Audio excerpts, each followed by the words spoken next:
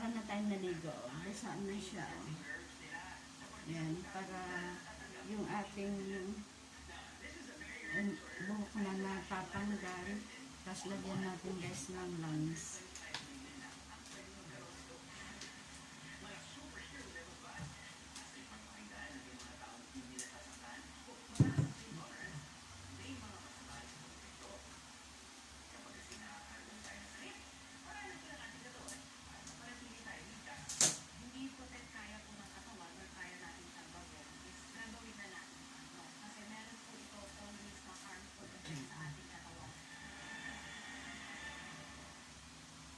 Para yung ating buhok ay maging healthy.